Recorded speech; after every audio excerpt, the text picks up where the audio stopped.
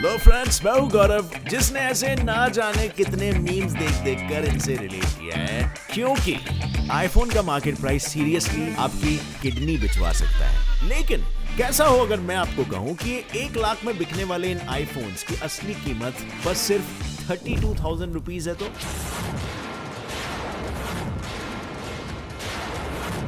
रुको चौंकिए मत, क्योंकि मैं सारा सबूत अपने साथ में लाया और अभी तो कॉस्टिंग शुरू हुई है भाई।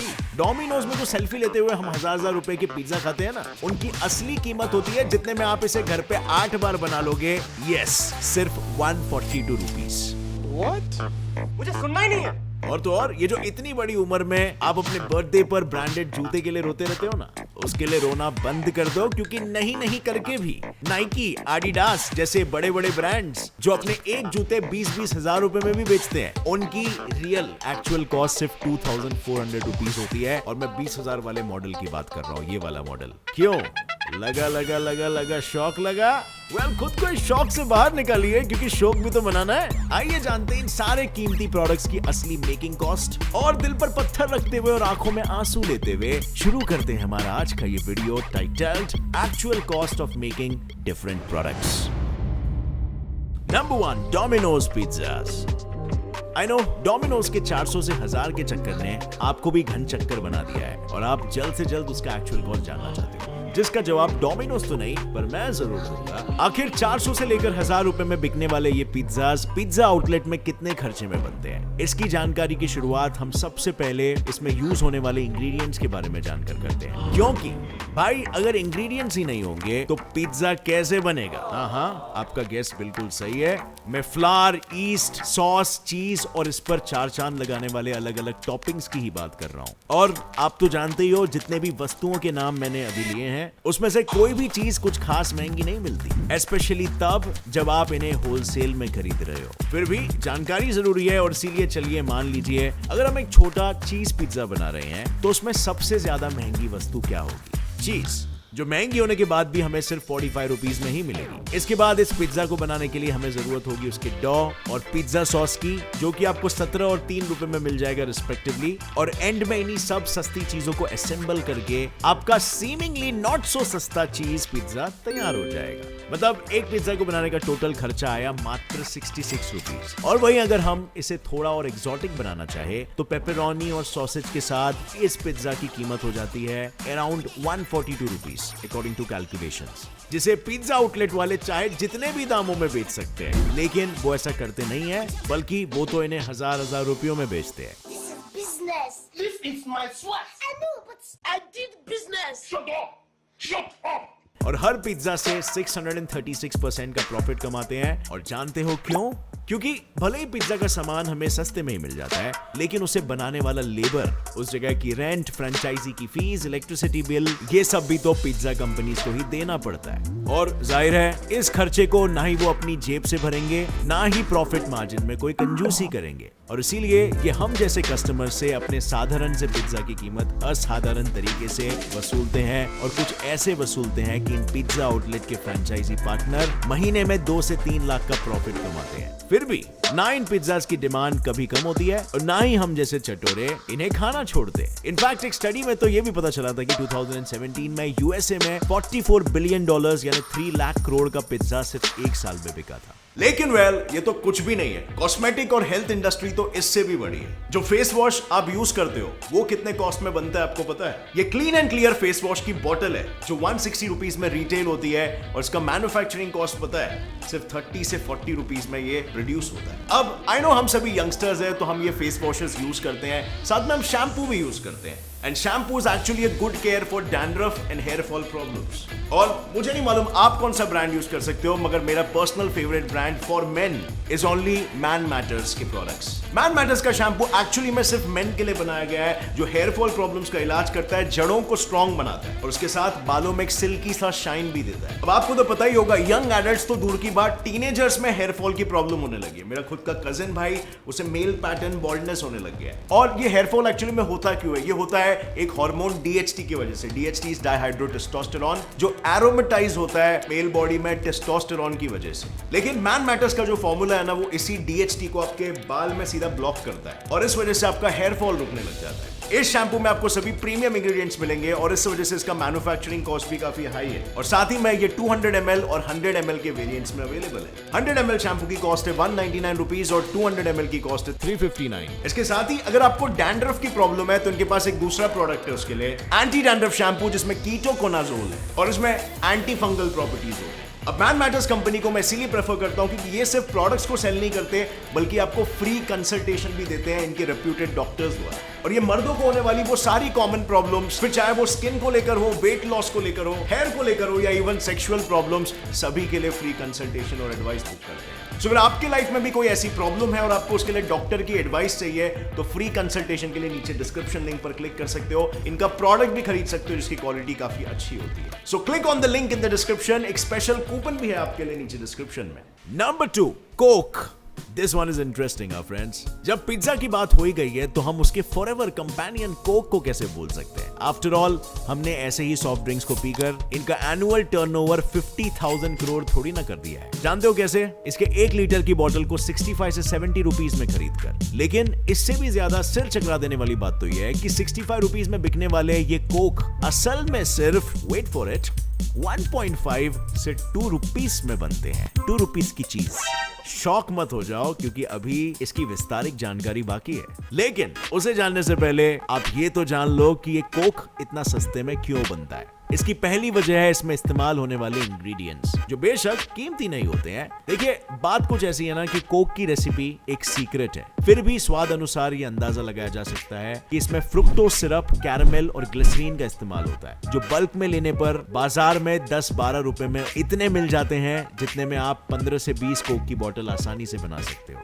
और इसकी दूसरी वजह है इन प्रोडक्ट्स की बल्क बाइंग, क्योंकि कोक की फैक्ट्री में ये हजारों लीटर में बनाए जाते हैं, जिस वजह से उन प्रोडक्ट्स का कॉस्ट काफी कम हो जाता है। तो बनाना एक कोक का बोतल 1.5 से 2 रुपीस में। हालांकि कोका कोला सिर्फ कोक ही नहीं बनाता, उसे उसकी एडवर्टाइजमेंट भी करनी पड़ती है, जिसमें वो काफी खर्चा करता है। और वैसे भी अगर देखा जाए तो ये इनके एड्स का ही कमाल है, जिसकी वजह से बच्चा बच्चा कोक का दीवाना है। खैर, आगे बढ़ते हैं अब इसके शिपिंग, स्टोरेज और टैक्सेशन की तरफ, जो हर देश में वहां के लॉ के मुताबिक अलग अलग होती है। जैसे अगर हम इंडिया की बात करें तो यहाँ किसी भी तरह के बेवरेज ड्रिंक पर 53% का टैक्स लगाया जाता है और इसी के साथ ही जिस बोतल को आप धो धोकर यूज करते हो उसकी भी कॉस्टिंग अलग होती है। ऐसे में बात चाहे कोक की करें या किसी और सॉफ्ट ड्रिंक की, सभी को इस प्रोसेस से गुजरना पड़ता है, जिसमें उनकी मूल कीमत तो इतनी कम होगी कि आप खुद उसका गाला खोल लें, लेकिन उनका मार्केट प्राइस इतना ज्यादा होगा कि हम जैसे मिडिल क्लास लोग रोज इसे चाह के भी ना पी पाए, क्योंकि कंपनी को भी तो मुनाफा कमाना है बॉस।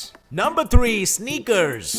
I know, मेरी ही तरह थोड़े पैसे आने पर आपकी इच्छा नाइकी के सबसे महंगे शूज खरीदने की होती है, लेकिन फिर उसका प्राइस देख के आप फर्स्ट कॉपी से काम चला लेते हो। पर मैं आपको बताना चाहूंगा कि सभी बड़े शूज ब्रांड अपने शूज कुछ ऐसे बेचते हैं कि वो हर शूज पे आधे से ज्यादा प्रॉफिट कमाते हैं। दरअसल नाइकी, एडिडास जैसे बड़े बड़े ब्रांड्स बल्क में रॉ मटेरियल्स खरीदते हैं, जो न जाने कितने शूज पर एक बार में इस्तेमाल होता होगा, और इसीलिए वो इनके एनुअल टर्नओवर में गिना तक नहीं जाता है। इसके अलावा शूज मैन्युफैक्चरर का जो खर्चा होता है ना, वो लेबर और फैक्ट्री का है, जो हर शूज के पीछे तकरीबन 1800 रुपीज होता है। फिर बारी आती है स्नीकर कंपनीज के ओवरहेड कॉस्ट की, जिसमें अकाउंटिंग, लीगल फीस, एडवर्टाइजिंग जैसी हर छोटी बड़ी चीज शामिल होती है, और उसमें हर शूज के ऊपर खर्च होते हैं 1100 रुपए। और क्योंकि बनाने के बाद इन स्नीकर्स को एक्सपोर्ट करना पड़ता है, इसीलिए इन स्नीकर्स पे लगते हैं $2, यानी 150 रुपए के टैक्स, जिसके बाद सभी स्नीकर कंपनीज अपने शूज पर 9% तक का प्रॉफिट मार्जिन रखते हुए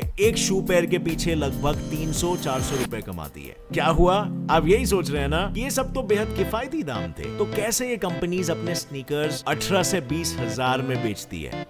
वो ऐसे क्योंकि अभी तक हमने सिर्फ होलसेल की रेट की बात की है, जबकि हम तो इन्हें रिटेलर से खरीदते हैं, राइट? जो $50 के स्नीकर्स पर $50 और ऐड कर आधा प्रॉफिट कमाते हैं। वही इनके स्नीकर्स में कुछ के डिजाइन अलग होते हैं, कुछ की ड्यूरेबिलिटी, तो कुछ में दूसरी कोई और खासियत, और यही सब चीजें इनके रेट्स और मार्जिन घटाती बढ़ाती है। और तो और ये तो सभी जानते हैं कि शूज के मार्केट में नाइकी, एडिडास कितने पुराने और फेमस ब्रांड्स हैं, जिस वजह से इन्हें अपने प्रोडक्ट्स को ज्यादा एडवर्टाइज करने की जरूरत नहीं पड़ती, और 2 से 4 हजार में बने इनके शूज 20 हजार में भी आसानी से बिक जाते हैं।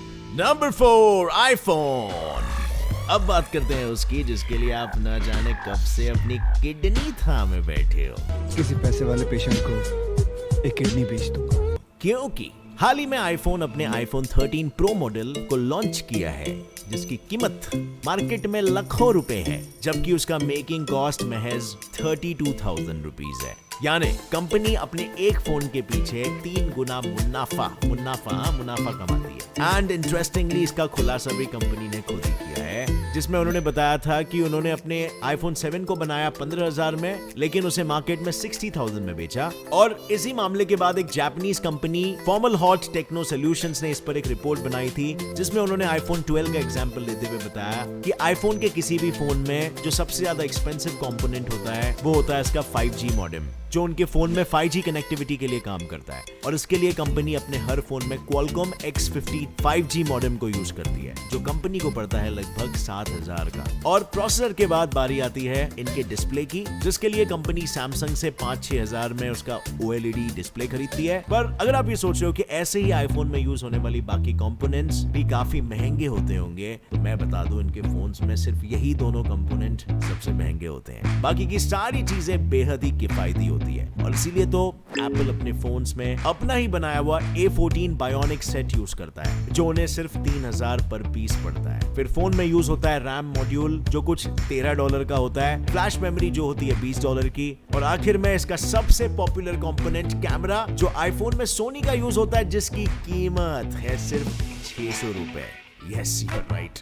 जिसके पीछे आप पागल होते हो और लाखों रुपए खर्चा करने के लिए रेडी हो जाते हो, सिर्फ 600 रुपए का होता है असल में। और अगर आप ये सोच रहे हो कि सिर्फ यहीं तक है इनका सस्ता येट महंगा वाला झोल, तो let me tell you, Apple अपने आईफोन का 26.8% पार्ट साउथ कोरिया, 21.9% यूएस से और 13.6% जापान से मंगवाता है, जिसके बाद इन सब की असेंबलिंग ज्यादा चाइना में होती है, जहां पर लेबर चीप है, जिस हिसाब से इसका मेकिंग कॉस्ट सिर्फ $373 होता है, पर कंपनी यूएस में इसे $800 में बेचती है और इंडिया में तो $933 यानी लगभग 70,000 में बिका है। लेकिन ये सिर्फ आईफोन के पार्ट्स का मैन्युफैक्चरिंग कॉस्ट था, जिसके पीछे जाहिर है कई सारे लोगों की टीम्स होती है जो इसके प्रोसेसर, इसके मेकिंग, इसके रिसर्च, डेवलपमेंट पे काम करती है। और आईफोन की सबसे ज्यादा खास बात यह है कि इनकी सिक्योरिटी काफी तगड़ी है, क्योंकि अगर देखा जाए तो स्मार्टफोन्स तो चाइना की भी काफी सारी कंपनीज बनाती है जो मार्केट में अपने प्रोडक्ट सस्ते में बेचती है, लेकिन फिर भी उनकी सर्विस और उनकी सिक्योरिटी एकदम नल्ली होती है। बट एप्पल जो चाइना में बना है उसके साथ ऐसा बिल्कुल नहीं है। इसका सबसे अच्छा एग्जांपल है एप्पल के iOS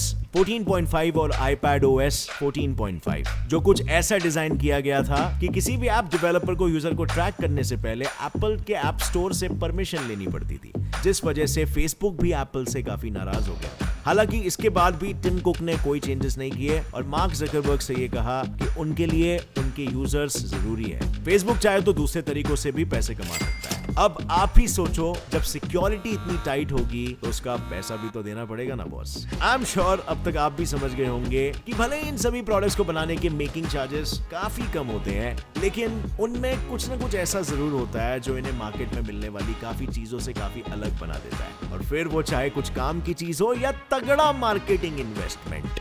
और जाहिर सी बात है, ये कंपनीज अब सिर्फ कंपनीज ही नहीं, एक ब्रांड बन चुकी है, जिस वजह से ये अपनी मुंह मांगी कीमत भी वसूल सकती है। सो फ्रेंड, नीचे कमेंट्स में बताना कि क्या इस तरह की प्राइसिंग आपको रीजनेबल लगी। आपके हिसाब से कितना % प्रॉफिट मार्जिन लेना सही है, morally, ethically? Comment down below and let me know. और अगर इस वीडियो से कुछ भी नया सीखने मिला तो एक लाइक जरूर ठोकना। गेट्स इट फ्लाई फैक्ट चैनल को अभी सब्सक्राइब कर लो और बेल नोटिफिकेशन दबा लो, ताकि आगे आने वाली हमारी कोई भी वीडियो आप मिस ना कर सको। And with that said, as always, stay curious, keep learning and keep growing. जय हिंद।